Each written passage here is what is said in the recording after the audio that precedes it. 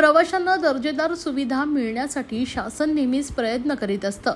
त्यानुसार e-way trans private limited कंपनीकडून 5150 electric buses भाडेतत्वावर घेण्याबाबत करार करण्यात आला आहे। प्रवाशांना या बसेसच्या माध्यमातून सुविधा मिळण्यासाठी नवीन वेळापत्रकानुसार महामंडळाला ई-बसेसचा पुरवठा करावा असे निर्देश परिवहन मंत्री प्रताप सरनाईक यांनी आज दिले।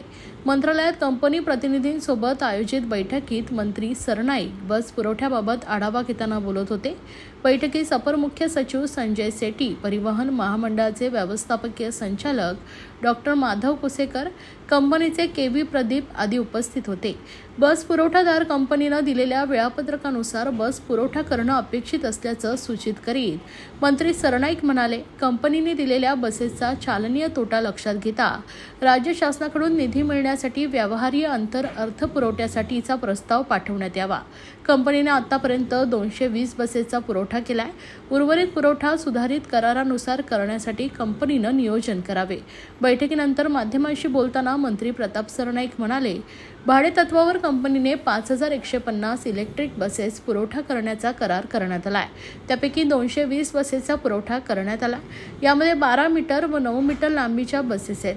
महामंडळाने विभागनिहाय नवीन खाते तयार करून इलेक्ट्रिक बसच्या उत्पन्नातून कंपनीला बिलांची रक्कम देण्यात येते। त्यानुसार 60 कोटी रुपये कंपनीला देण्यात आलेत। उर्वरित 40 कोटी रक्कम देण्याचं नियोजन करण्यात आलंय।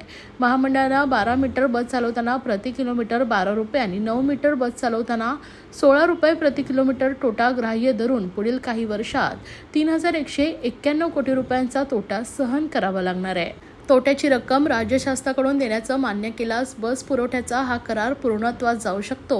यासाठी मुख्यमंत्री देवेंद्र फडणवीस, उपमुख्यमंत्री एकनाथ शिंदे, अजित पवार यांच्यासोबत बैठक घेऊन निर्णय घेण्यात येईल, अशी माहिती परिवहन मंत्री प्रताप सरनाईक यांनी दिली।